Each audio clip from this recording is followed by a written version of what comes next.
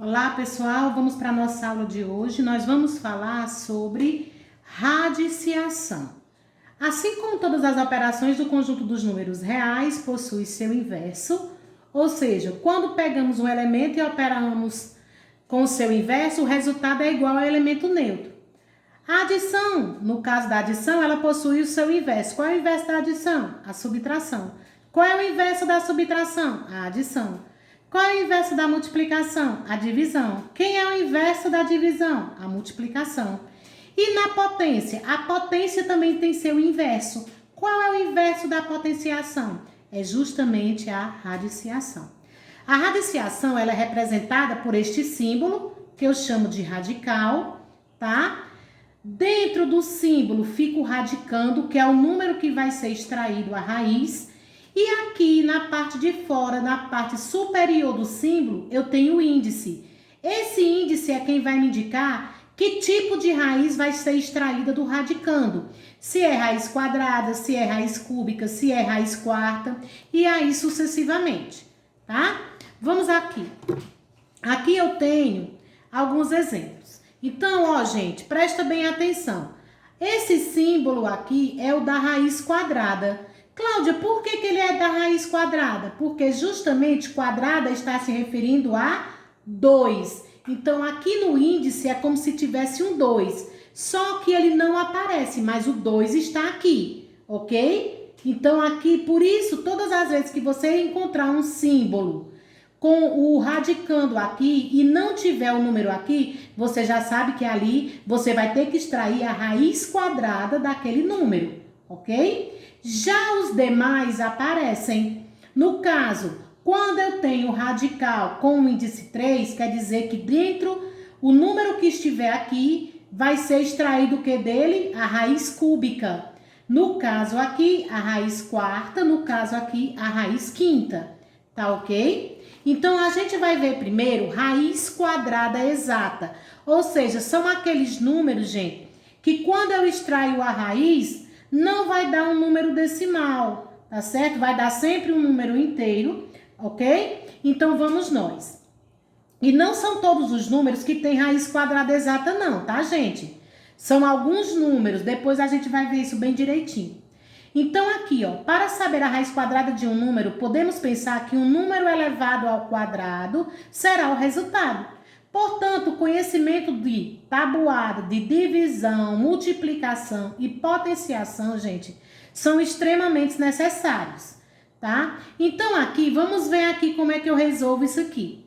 Gente, existem números que é bem fácil você saber. Principalmente os primeiros números, onde eu tenho a tabuada do 0 até a tabuada do 10. Então, dentro de cada tabuada, existe número com raiz quadrada exata. Dentro de cada um deles. Então, são aqueles números que repetem. Por exemplo, tabuada do 4. Qual é o número lá que tem a raiz quadrada exata na tabuada do 4? É justamente aquele que multiplica 4 vezes 4. Ou seja, ele por ele mesmo, que no caso é 16. No caso da tabuada do 2, quem é o número que tem raiz quadrada exata lá na tabuada do 2? O 4. Por quê? Porque 2 vezes 2 é igual a 4, ok? E aí vamos nós. Aqui eu tenho raiz quadrada de 25. Gente, para eu resolver aqui, eu sei, eu coloco o meu radical, tá? E aqui dentro eu vou colocar o número que ao quadrado vai dar 25. Qual é? Não é 5? 5 ao quadrado? Não é isso? Então, como é que eu resolvo?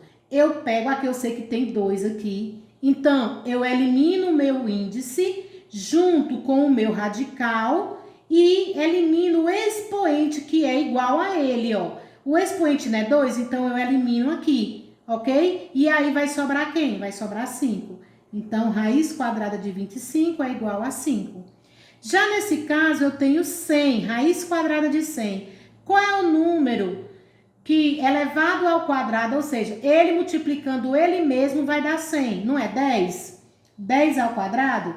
O que eu tenho que fazer aqui? Ó, elimino e elimino. Então, vai sobrar apenas quem? 10. Então, raiz quadrada de 100 é igual a 10. Já existem números, gente, que por eles ser maiores, eu não tenho como resolver a raiz quadrada sem fazer o quê? Aquela aulinha que a gente teve anteriormente sobre o quê? Decomposição de números em fatores primos. O que são fatores primos? Aqueles números que só são divisíveis por um e por ele mesmo.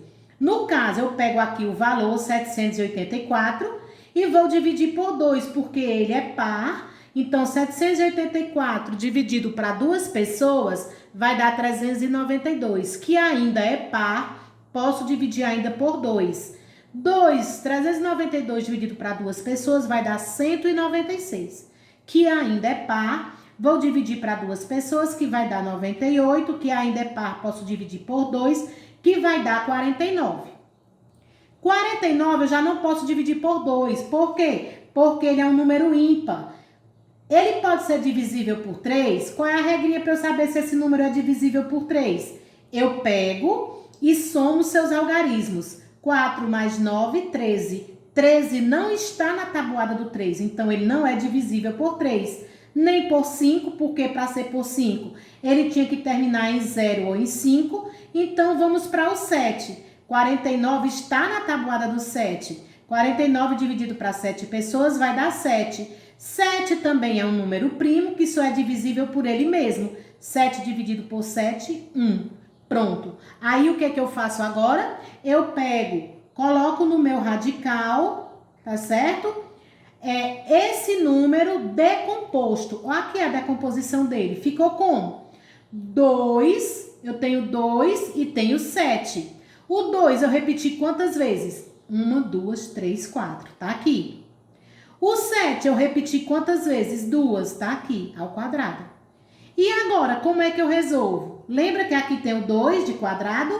Eu vou pegar o expoente do número que está aqui dentro do radicando, o expoente, e vou fazer o quê? A divisão. Repito a base, tá aqui a base que é 2, pego 4 e divido por 2. 4 dividido para duas pessoas vai dar 2, vezes 7. 2 dividido para 2 vai dar 1. Aqui é 1. Precisa colocar? Não, porque eu sei que todo número elevado a 1 é igual ao número da base, né? A ele mesmo. Então, vamos nós. 2 ao quadrado é igual a quanto? A 4. Vezes 7 elevado a 1, ou seja, 7 uma vez é 7. 4 vezes 7, 28. E aí, gente, 28 vezes 28, que tem que ser 28 ao quadrado, né? 28 vezes 28, quando eu fizer a minha multiplicação, eu vou ver que vai dar 784. Então, qual é a raiz quadrada de 784? 28, tá ok? Daqui a pouco colocarei outros exemplos, tá certo?